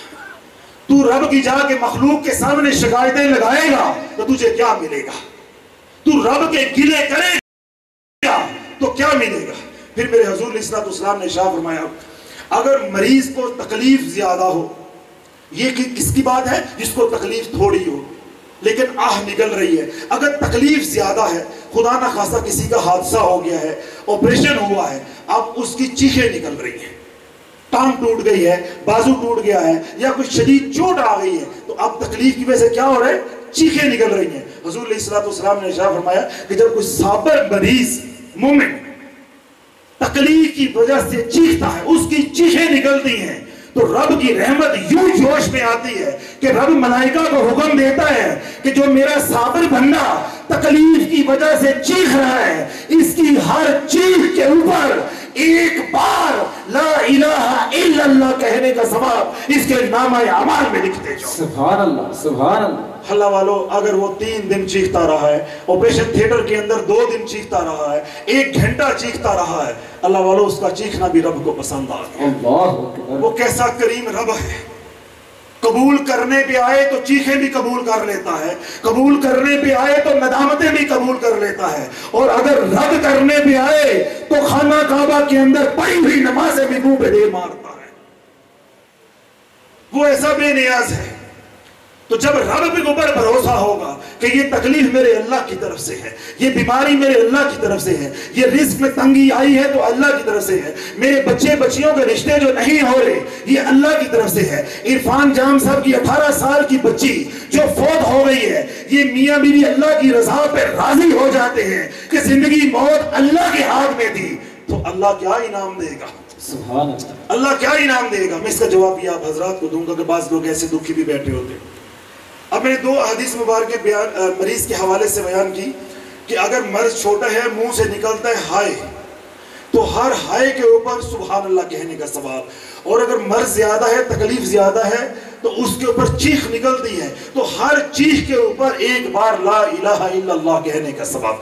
پھر میرے حضور علیہ الصلوۃ والسلام نے ارشاد فرمایا، اگر مرض ایسا ہے کہ مریض ساری رات سو نہیں سکتا، کروٹیں بدلتا رہتا ہے، کیا کرتا ہے؟ کروٹیں بدلتا رہتا ہے. جس طرح دمے کا مریض ہے, ٹی بی کا مریض ہے, دل کا مریض ہے, کسی اور آپریشن کا مریض ہے, اس بیچارے کو ایک طرف لیٹے تکلیف ہوتی ہے, تھوڑی دیر بعد وہ کروٹ بدل کے دوسری طرف, پھر ادھر رہا, پھر تھوڑی دیر بعد ادھر. حضور علیہ السلام نے ارشاد فرمایا کہ جس مریض کو تکلیف رہی ساری رات وہ کروٹیں بدلتا رہا لیکن زبان پہ گلہ نہیں لے کر آیا, رب ملائکہ کو حکم دیتا ہے کہ اس کے نامہ اعمال میں جہاد کا ثواب لکھو, اس مجاہد کے جہاد کا ثواب لکھو جو اللہ کے دشمنوں کے اوپر پلٹ پلٹ کے حملے کرتا رہا ہے. سبحان اللہ, سبحان اللہ. ادھر وہ کروٹ بدل رہا ہے, ادھر رب ثواب کس کا دے رہا ہے؟ جو مجاہد پلٹ پلٹ کے حملے کر رہا ہے, کتاب فی سبیل اللہ کر رہا ہے, اس کا ثواب رب عطا کر رہا ہے. کتنی حدیث مبارک ہو گئی؟ 3. چوتھی حدیث پاک حضور علیہ السلام نے ارشاد فرمایا جب صابر مریض مرض کی وجہ سے اپنے بستر پہ لیٹا رہتا ہے, اب کام کاج پہ نہیں جا سکتا, دفتر نہیں جا سکتا, دکان پہ نہیں جا سکتا, اپنے معمول کی عبادت نہیں کر سکتا, ذکر اذکار کرنے والا ہے وہ نہیں کر سکتا, بستر پہ لیٹا ہوا ہے, مجبور ہے, عاجز ہے, لیکن اللہ راضی ہے. کیوں؟ اس کا بندہ راضی ہے, اس کی رضا پہ راضی ہے. اب اللہ راضی ہے, اللہ ملائکہ کو حکم دیتا ہے کہ میرا بندہ معمول کی زندگی میں میرا ذکر بھی کرتا رہا, تسبیحات بھی کرتا رہا, تہجد بھی پڑھتا رہا, نمازیں بھی پڑھتا رہا, عبادت کرتا رہا. اب یہ عاجز ہے, یہ عبادت نہیں کر رہا, یہ بستر کے ساتھ لگا ہے, اس کے نامہ اعمال کے اندر اس عابد کی تہجد کا ثواب لکھو جو مصلی پہ کھڑے ہو گئے آدھی رات کو میرے سامنے سجدہ ریز ہو رہا. سبحان اللہ, سبحان اللہ. مریض کیا کر رہے ہیں؟ بستر پہ لیٹا ہوا ہے, آرام کر رہے ہیں. جس طرح ہم کہتے ہیں مریض جی میرے والد صاحب بیمار ہیں وہ آرام کر رہے ہیں, والدہ بیمار ہیں وہ آرام کر رہی ہیں. مریض بستر پہ آرام کر رہے ہیں اور اللہ اس کے نامہ اعمال کے اندر تہجد پڑھنے کا ثواب لکھوا رہا ہے. اس عابد کی تہجد جو رات کے آخری پہر تنہائی میں کھڑا ہے رب کے سامنے, اس عابد کی تہجد کا ثواب اللہ لکھوا رہا ہے. پھر اللہ والوں جو میرے بھائی بہنیں دکھی بیٹھے ہیں, میرے حضور علیہ السلام کا فرمانے والی شان ہے جس کو اللہ نے تکلیف دی, دکھ دیا, بیماری دی, اس نے بیماری کے اندر 40 بار پڑھا لا الہ الا انت سبحانک انی کنت من الظالمین, جس کو آپ معروف زبان میں آیت کریمہ کہتے ہیں. لا الہ الا انت سبحانک انی کنت من الظالمین, جس نے 40 بار بیماری کے دوران یہ آیت مبارکہ پڑھی. حضور علیہ السلام نے ارشاد فرمایا اگر اس کے مقدروں کے اندر زندگی لکھی ہے, اس کی تقدیر میں زندگی لکھی ہے تو اللہ اس کو گناہوں سے پاک کر دے گا. اگر اللہ نے اس کی موت لکھی ہے تو قیامت کے دن اللہ ایسے صابر مریض کو مجاہدوں کی صف میں کھڑا کرے گا. سبحان اللہ, سبحان اللہ. یعنی بیماری کے اندر بھی یہ نہیں کہا کہ میں تو بیمار ہو گیا, میں رب دے ماں پھٹے سن, میں نے رب کا کیا بگاڑا تھا, معاذ اللہ, یہ نہیں بھونکا, یہ نہیں بولا, بلکہ لا الہ الا انت سبحانک انی کنت من الظالمین, میں ہی ظالموں میں سے ہوں. اپنی عاجزی پیش کی, تعریفیں تیرے لیے ہیں سب, میں ہی ظالموں میں سے ہوں. تو جب یہ ورد کیا, یہ ذکر کیا, کسی بھی مصیبت کے اندر, کسی بھی بیماری کے اندر 40 بار پڑھا, اللہ سارے گناہوں کو معاف فرما دیتا ہے. میں نے ابھی یہ فضائل بیان کرنے سے پہلے بات کہی تھی کہ بیماری کون سی ہو, چاہے جسمانی ہو چاہے روحانی ہو, کسی بھی طرح کی بیماری ہے. اللہ والوں مریض کی کیا شان ہے.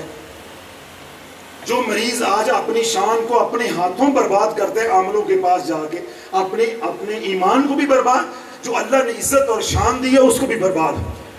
میرے حضور علیہ السلام کا ارشاد پاک ہے کہ بیمار کی عیادت کرو. کیا کرو؟ بیمار کی عیادت کرو.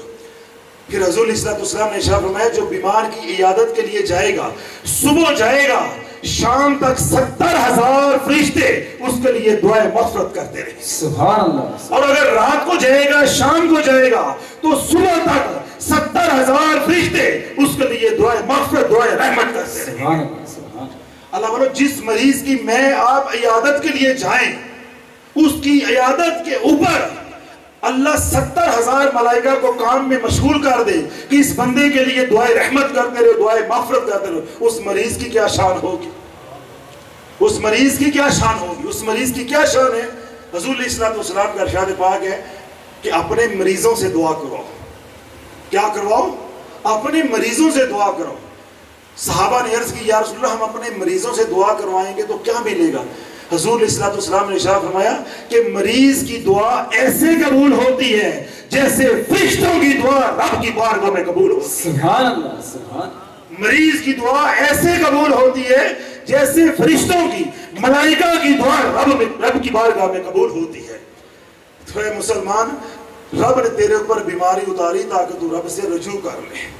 تو جو دور ہو گیا تھا تو قریب آ جا۔ تو رب کو چھوڑ کے اور دور چلا گیا، تو عاملوں کے پاس چلا گیا، تو جاہل پیروں کے پاس چلا گیا، تو تویز گھنڈے کی طرف چلا گیا۔ بجائے کہ تو رب کی طرف آتا، تو رب کو پکارتا، تو اللہ کا کرتا، کسی اللہ والے کے پاس جاتا، اس سے دعا کرواتا، کوئی مسنون اذکار کو بتاتا، وہ ذکر اذکار تو کرتا، تو اللہ تجھے شفاء کاملہ عاجلہ عطا فرما دیتا۔ تو رب کو چھوڑ کے تویزوں کے پیچھے چلا گیا۔ آج گھر گھر کے اندر یہ مسئلہ ہے، گھر گھر کے اندر یہ مسئلہ ہے۔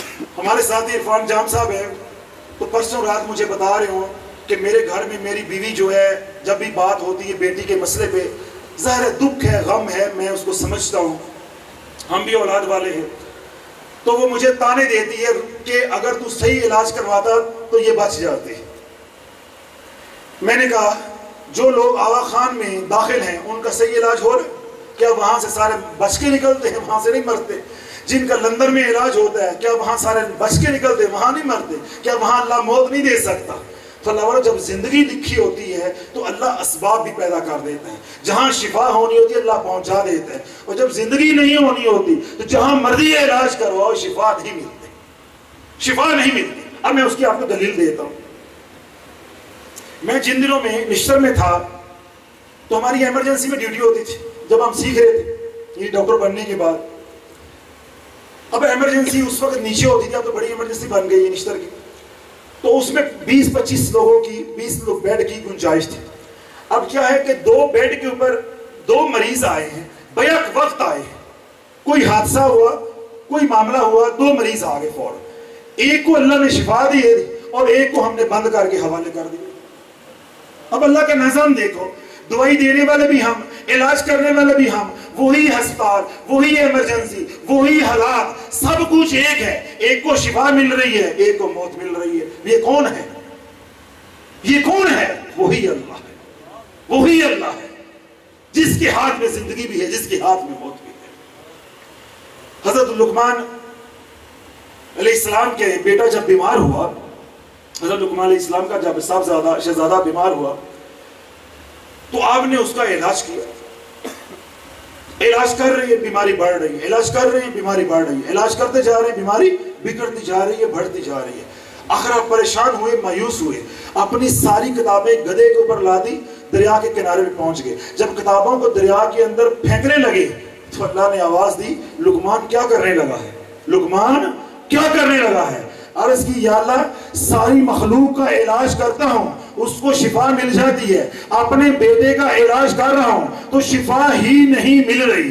اس کا مطلب ہے کہ میرا علم ناقص ہے، میں علاج صحیح نہیں کر رہا، ان کتابوں سے مجھے نفع نہیں ہو رہا۔ جب ان کتابوں سے نفع نہیں ہو رہا تو میں نے ان کتابوں کو کیا کرنا ہے؟ اس لیے ان کو دریا برد کر رہا ہوں، دریا کے حوالے کر رہا ہوں، برباد کر رہا ہوں۔ تو رب نے آواز دی کہ لقمان تو علاج صحیح کر رہا ہے، تیرے علاج کرنے میں کمی نہیں ہے، ہم ہی شفا کو حلق سے نیچے نہیں اترنے دے رہے، ہم ہی شفا کو حلق سے نیچے نہیں اترنے دے رہے۔ شفا تو ہمارے ہاتھ میں۔ اللہ والوں 20 دفعہ ہم نے دیکھا ہے اپنی زندگی میں بھی کہ کوئی مریض آیا، اس کو ہم نے ایک بار بسم اللہ الرحمن الرحیم پڑھ کے پھونک ماری، اللہ نے کرم کر دیا۔ ایک بار درود پاک پڑھ کے پھونک ماری، اللہ نے کرم کر دیا۔ بس اوقات وقت نہیں ہوتا، میں چلا جا رہا ہوں، رستے میں کو مل جاتا ہے، چلتے چلتے میں نے ایک بار اللہ اس سمجھ گیا کہ پھونک مار دی، اللہ نے شفا دے دی۔ اور 20 دفعہ یہ بات بھی دیکھی ہے کہ پوری منزل بھی پڑی تو مریض کا مرض ٹس سے مس نہیں ہوا۔ جب وہ شفا دینے پہ آ رہے میرے ایک بار اللہ الصمد کہنے پہ بھی شفا دے رہا ہے، ایک بار درود پاک پڑھنے پہ بھی شفا دے رہا ہے، ایک بار بسم اللہ الرحمن الرحیم پڑھنے پہ بھی شفا دے رہا ہے۔ اگر وہ نہیں شفا دینے پہ آیا تو میں نے پوری منزل پڑھ کے پانی دھم کر کے بھی دیا ہے، کانوں میں بھی پھونکے ماری، چہرے میں بھی پھونکے ماری، رتی برابر اثر نہیں ہو رہا۔ اس کا کیا مطلب ہے کہ شفا پیر کے ہاتھ میں نہیں ہے، شفا اللہ کے ہاتھ میں ہے۔ شفا پیر کے ہاتھ میں نہیں ہے، پیر ایک سبب ہے، ایک وسیلہ ہے، شفا اسی کے ہاتھ میں ہے۔ حقیقی شافی وہی ہے، حقیقی شافی وہی عرش والا ہے۔ تو اللہ والو، جس نے رب کے اوپر بھروسہ کر لیا، اپنے مرض کو یہ سمجھا کہ یہ میرے رب کی طرف سے ہے، تو اس کی جو شان ہے وہ میں نے آپ حضرات کے سامنے رکھی۔ اور جس نے رب کے سامنے گلے شکوے کیے کہ میں نے رب کا کیا بگاڑا تھا، میں نے کیا کیا تھا، تو اس کی کیا اللہ کی بارگاہ میں حیثیت ہے، یا اس کو رب کی بارگاہ میں کیا ذلیل مقام ملتا ہے، ذلت ملتی ہے، وہ بھی ذرا توجہ کے ساتھ سنیے گا۔ حضرت ابوبکر صدیق رضی اللہ عنہ فرماتے ہیں کہ کسی شخص کے اوپر تکلیف آئی، غم آیا، دکھ آیا، کوئی بیماری آئی، پھر اس نے واویلا کیا، اپنے کپڑے کالے کیے۔ کیا کیے؟ اپنے کپڑے کالے کیے۔ زندگی میں جتنی اس نے سانسیں لی ہیں، ان سانسوں کی تعداد کے برابر اللہ گناہ اس کے نامہ اعمال کے اندر لکھوائے گا۔ اب جاؤ عملوں کے پاس، اب جاؤ عملوں کے پاس۔ میں نے آج اس موضوع پہ جان بوجھ کے خطاب یا بیان اس لیے کیا ہے کہ کچھ باتیں آپ کے علاقے سے میں ایسی سن رہا تھا کافی دنوں سے، تو میں چاہ رہا ہوں اللہ کسی کی اصلاح ہو جائے، کسی کی اصلاح ہو جائے، کہ جس نے رب کی شکایتیں کی، رب کے گلے شکوے کیے، عاشقوں کا امام، صحابہ کا امام حضرت ابوبکر صدیق رضی اللہ عنہ کیا ارشاد فرماتے ہیں کہ رب اس کو اتنے گناہ اس کے نامہ اعمال میں لکھوائے گا جتنی زندگی میں اس نے سانسیں لی ہیں۔ مراد مصطفیٰ حضرت عمر فاروق رضی اللہ عنہ فرماتے ہیں کہ جس کے اوپر مصیبت آئی، جس کے اوپر پریشانی آئی، جس کے اوپر تنگی آئی، جس کے اوپر کوئی بیماری آئی، پھر اس نے واویلا کیا، بے صبری کا مظاہرہ کیا، جتنے دریائے نیل کے پانی کے قطرے ہیں ان قطروں کی تعداد کے برابر اللہ گناہ اس کے نامہ اعمال کے اندر لکھوائے گا۔ پھر جتنی نیکیاں اس نے کی ہیں اللہ ساری نیکیوں کو گناہوں میں بدل دے گا۔ اللہ اکبر، استغفر اللہ۔ پھر عثمان غنی رضی اللہ عنہ شاہ فرماتے ہیں کہ کسی کے اوپر دکھ آیا، تکلیف آئی، تنگی آئی، بیماری آئی، واویلا کیا، بے صبری کا مظاہرہ کیا، صبر نہیں کیا، تو رب نے کائنات کی جتنی زندگی بنائی ہے، جتنی راتیں ہیں اور جتنے دن ہیں، ان کی تعداد کے برابر گناہ اس کے نامہ اعمال میں لکھوائے گا۔ تو اللہ والوں، ہم نے کیا کما لیا؟ ہم نے عاملوں کے پاس جا کے اپنا پیٹ ننگا کر کے کیا کما لیا؟ درود پاک پڑھیں۔ اللہم صلی علی سیدنا شافعنا، اللہم صلی علی سیدنا شافعنا، اللہم صلی علی سیدنا شافعنا، اللہم صلی علی سیدنا شافعنا، اللہم صلی علی۔ میں جو نقطہ آپ حضرات کو سمجھانے کی کوشش کر میں دو اس کی مثالیں دیے کہ پھر آپ حضرات سے اجازت چاہوں گا۔ نقطہ کیا ہے کہ کوئی تکلیف آ جائے، کوئی تنگی آ جائے، تو ہم نے کیا کرنا ہے؟ اللہ پہ بھروسہ کرنا ہے۔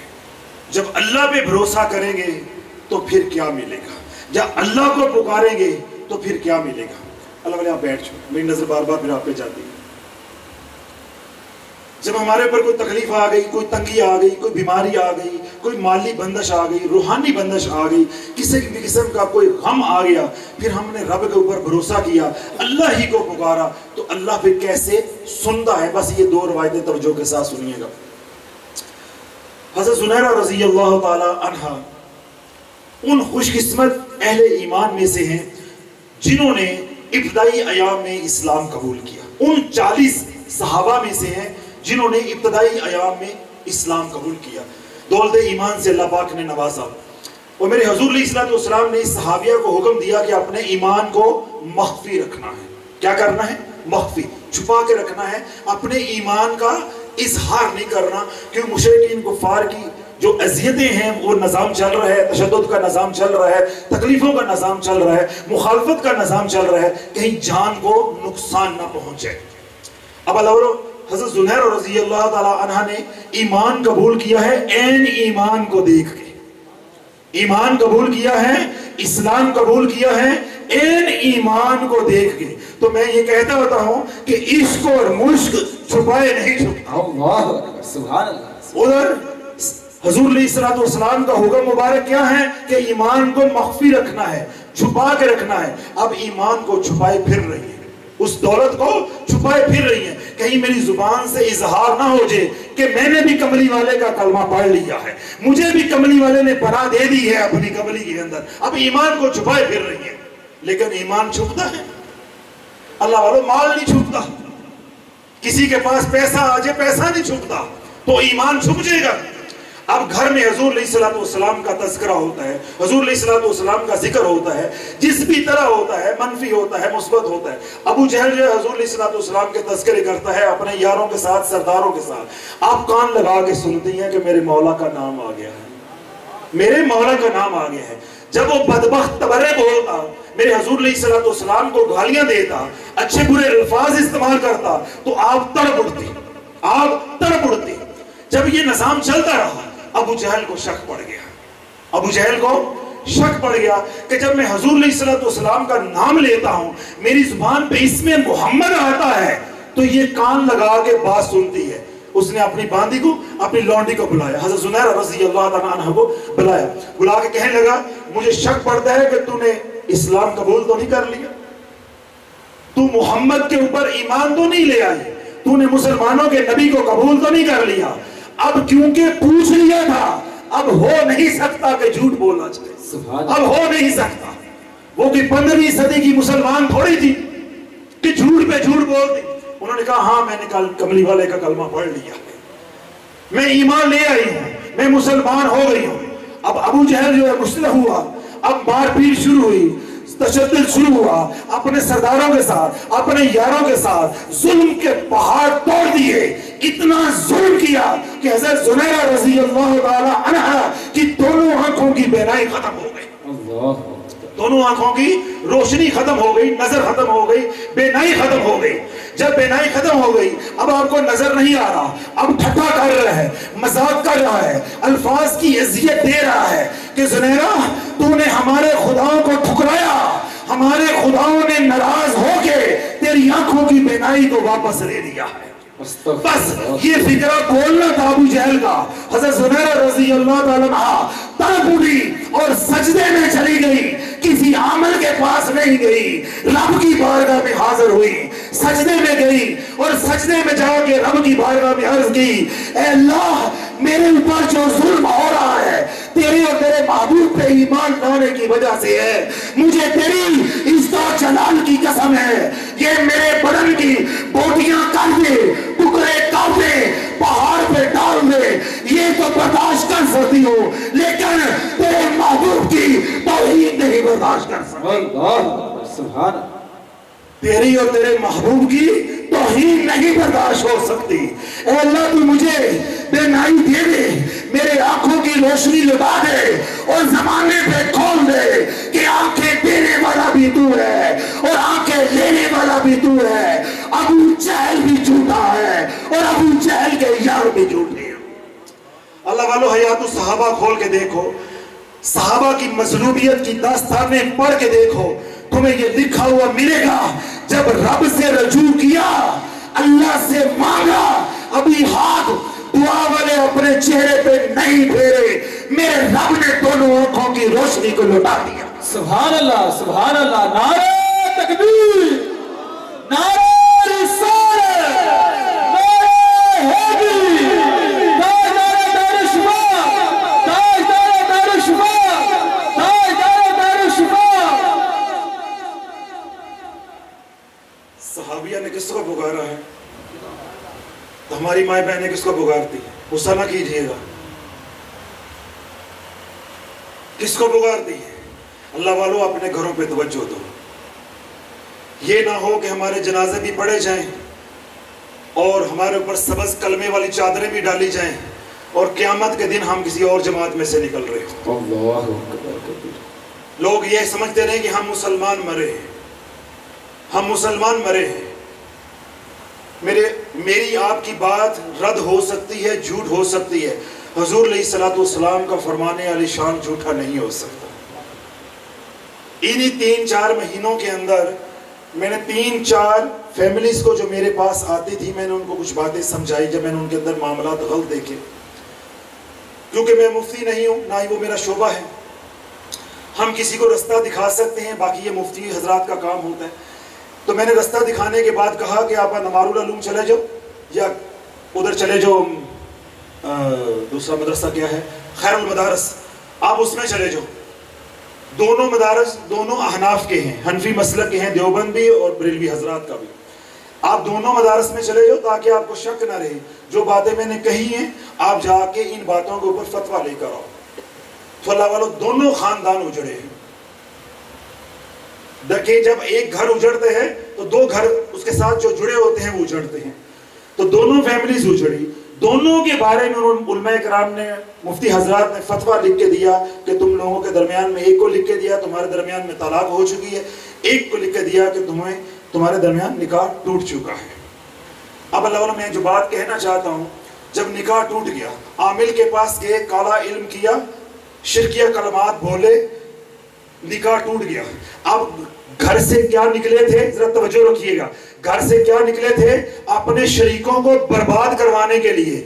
ابھی تو شریک برباد بھی نہیں ہوئے، اللہ نے گھر سے نکلتے ہی تیرا گھر برباد کر دیا۔ اللہ نکلے کس کام تھے؟ شریکوں کو برباد کروانے کے لیے، کہ کالا علم کروائیں گے، تعویذ کروائیں گے، شریک مر جائیں گے، اجڑ جائیں گے، برباد ہو جائیں گے۔ گھر سے ارادہ کیا، نیت کی، عمل کے پاس گئے، جاہل کے پاس گئے کالا علم کروانے کے لیے۔ جو ہی شرکیہ کلمات زبان پر آئے، اللہ نے کافر کر دیا، ایمان کی دولت کو سلب کر لیا۔ جب کافر ہوئے تو نکاح ٹوٹ گیا، نکاح ٹوٹ گیا، گھر اپنا برباد ہو گیا، کروانے گئے تھے شریکوں کا برباد۔ برباد کس کا کروانے گئے تھے؟ چاچے کا، تائے کا، پھوپھی کا، نند کا، ساس کا، ہمسائے کا، سامنے والے دکاندار کا، اس کا گھر برباد کروانے کے لیے گئے تھے۔ اللہ نے اس کو تو برباد نہیں کیا، کرنے والے کو پہلے برباد کر دیا۔ اب اللہ والوں جب وہ واپس آگے، تعویذ لے کر آگے، کافر ہو کے آگے، اب گھر میں بظاہر میاں بیوی کی زندگی بسر کر رہے ہیں۔ جب میاں بیوی کے طور پہ رہ رہے ہیں، گھر میں کیا ہو رہا ہے؟ بولو نا، کیا ہو رہا ہے؟ شرماتے کیوں ہو؟ گھر میں کیا ہو رہا ہے؟ اگر اس کے دوران اولاد ہوگی تو وہ کس کے کھاتے آئے گی؟ وہ کیا کہلوائے گی؟ اس دوران اگر اولاد ہو گئی تو کیا وہ کہلوائے گی؟ اللہ جس جگہ پہ ایک بار گناہ ہو جاتا ہے، ایک بار، اس کے اثرات قیامت تک، زنا کے اثرات قیامت تک زمین پہ سے ختم نہیں ہوتے۔ اتنی نحوست ہوتی ہے اس کی۔ تو جس گھر میں 20 سال تک اصلاح نہیں ہوئی، 15 سال تک اصلاح نہیں ہوئی، کبھی اس پیر سے اس پیر کے پاس، کبھی اس پیر سے اس پیر کے ساتھ، ہمارے جیسے کوئی ڈنگر پیر تھوڑے ہوتے ساری باتیں بتا دیں۔ اب یہ باتیں ہم بتا دیں تو ہماری پیری مریدی کیسے چلے گی؟ پیر کوئی بتاتا ہے ایسی بات؟ وہ تو کہتا ہے ہاں اس کے پاس نہیں، میرے پاس آؤ، میں کر کے دوں گا، یہ تو چوں کروں ایسے ہو جائے گا۔ تو جب وہ بتا دے گا تو اس کی پیری مریدی تو تھوڑی چلے گی۔ اس لیے اللہ والوں ہم پیر نہیں ہیں، ہم فقیر ہیں، ہمارا ہاتھ فقیر کے ہاتھ میں ہے۔ ہم پیر نہیں ہیں، پیر تو ہر کلومیٹر پہ بیٹھا ہوا ہے۔ پچھلی بار بھی جب میں آپ کی خدمت میں حاضر ہوا تو یہی نقطہ سمجھا کے گیا تھا، مجھے اچھی طرح یہ یاد ہے کہ آپ کو میں نے یہی بات سمجھائی تھی کہ اگر آپ اس سڑک سے باہر نکلیں، اس سڑک سے باہر نکلیں، صرف چوک کمارا والا تک جائیں، آپ کو 15 پیروں کے آستانے یا 15 پیروں کے بورڈ مل جائیں گے۔ ہر ایک نے لکھا ہوا کہ قیوم زمان، قطب عالم، قطب ارشاد، ابدال، پتہ نہیں کیا کچھ لکھا ہوا ہے۔ تو میں یہ کہتا ہوں کہ دنیا میں نہیں، اس صرف یہاں اس جگہ سے، اس کالونی سے لے کے صرف چوک کمارا والے جانے تک 15 پیر بیٹھے ہیں۔ پیر کا مطلب ہے ولی اللہ، قطب ولی اللہ، ابدال ولی اللہ، ولی کامل۔ تو 15 تو اس اتنے ٹکڑے پہ بیٹھے ہیں، تو ملتان میں تو 1500 ہوں گے۔ تو جس ایک شہر میں 1500 ولی اللہ ہوں تو ملتان والوں کا یہ حال ہونا تھا کہ آدھے سے زیادہ مجمع ننگے سار آیا ہوا۔ ملتان کا بھی حال یہ ہوتا، اگر ہر پیر اللہ کا ولی ہو تو ملتان کا حال یہ ہوتا۔ اللہ والوں دنیا کی آبادی 6 ارب ہے، کتنی؟ 6 ارب۔ اللہ کے ولی صرف 313 ہے۔ کتنے ہیں؟ 313. تو ادھر 313 چوک ہمارا تک پورے ہو جاتے ہیں, نہیں تو میری خانقاہ تک بوسن روڈ تک پورے ہو جائیں گے.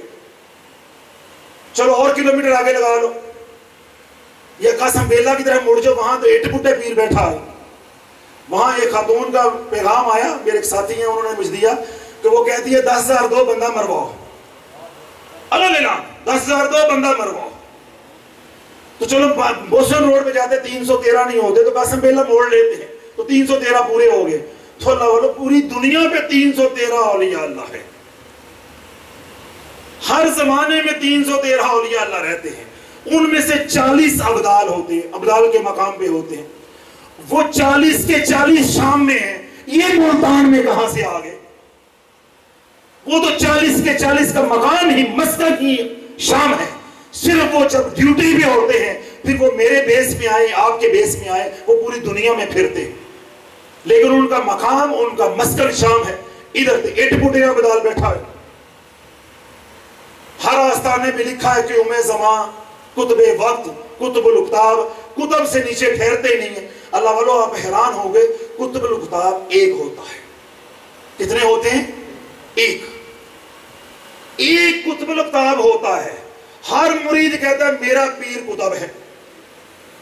تو بھائی تیرا پیر کتا ہے, وہ کتب نہیں ہے, وہ مچھر ہے تیرا خون پینے والا. اگر وہ کتب ہوتا تیرے اوپر ایک نگاہ ڈالتا تجھے کملی والے کا غلام بنا دے. سبحان اللہ, سبحان اللہ. وہ کتب نہیں ہے. کتب کا مقام حضور علیہ الصلوۃ والسلام کے ساتھ یوں ہے. اب ہمیں میرے سے کیا باتیں آپ نے کھلوا دی مجھے جذباتی کر کے, یہ اسرار کی بات ہے, راز کی بات ہے. کتب کا مقام, کتب کا قلب حضور علیہ الصلوۃ والسلام کے قلب اطہر کے یوں ہوتا ہے. جو فیضان, جو انوار و تجلیات عرش عظیم سے نازل ہو رہے, نزول ہو رہا ہے حضور علیہ الصلوۃ والسلام کے قلب اطہر پہ, وہ سارے کا سارا فیضان کتب الکتاب لیتا ہے, پھر ساری کائنات میں بانٹتا ہے. ادھر تو ہر روڈ پہ کتب بیٹھا ہوتا. اللہ, ہم نے کتوں کے نام کتب رکھ دیے ہیں. استغفر اللہ. ہم نے ان کو مان لیا ہے کہ یہ پیر ہماری تقدیریں بدلیں گے. میں اپنے مریدوں کو برملا کہتا ہوں کہ میری اوقات, میری شان, میرا مقام یہ ہے کہ میں اپنی سانس اپنی مرضی سے نہ جا سکتا ہوں نہ نکال سکتا ہوں. میری اوقات یہ ہے. اللہ والو جو کچھ بھی ہے اس کا مالک اللہ ہے. سبحان اللہ, بے شک اس کا مالک اللہ ہے. اللہ ہی کے ہاتھ میں ہے, اللہ ہی کے ہاتھ میں ہے. اولیاء اللہ کی بہت شان ہے, بہت شان ہے, لیکن ہاتھ میں کچھ بھی نہیں ہے جب تک وہ اشارہ نہ کرے, جب تک وہ اشارہ نہ کرے. اب میں ایک مضمون, اب یہ بات ویسے غیر تو آ گئی, میں بھی یہ سمجھا دیتا ہوں کہ اللہ والوں کی شان بھی بہت ہے اور اللہ والوں کے ہاتھ میں بھی کچھ نہیں ہوتا. کیوں؟ اللہ والے بانٹتے ہیں. کیا کرتے ہیں؟ بانٹتے ہیں. یہ نقطہ ذرا اسرار کا حضرت توجہ رکھیے گا, آپ کا ذوق دیکھ کے میں نے پھر وہ پٹری سے اتر گیا ہوں. اللہ والے کیا کرتے ہیں؟ بانٹتے ہیں. اللہ کیا کرتا ہے؟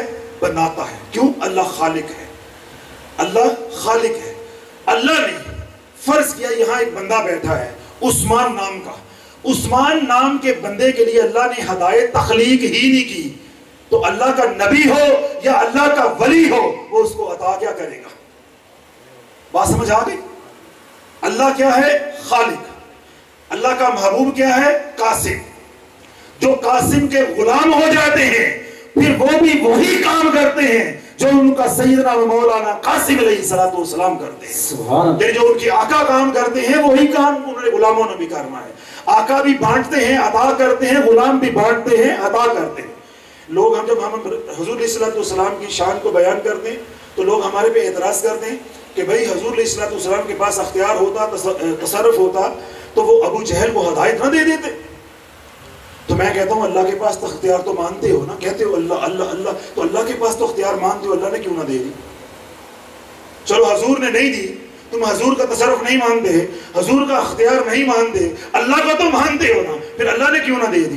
جب اللہ نے تخلیق ہی نہیں کی تو حضور عطا کیسے کر دیتے؟ سبحان اللہ, سبحان اللہ. حضور تو قاسم ہے, ہم حضور کو خالق نہیں مانتے, ہم خالق نہیں مانتے. سید البشر مانتے ہیں، ہم افضل مخلوق مانتے ہیں، ہم خالق نہیں مانتے، ہم معبود نہیں مانتے، عبد مانتے ہیں۔ تو بھائی جو اللہ کے ولی ہیں وہ بھی بانٹتے ہیں، تو جب ان کو اللہ نے عطا ہی نہیں کیا تو وہ بانٹیں گے کیا؟ وہ بانٹیں گے کیا؟ ان کی شان ہوتی ہے جب رب کا اشارہ ہوتا ہے۔ ان کی شان کیا کب ہوتی ہے؟ جب اشارہ ہوتا ہے۔ اب اس نقطے کو میں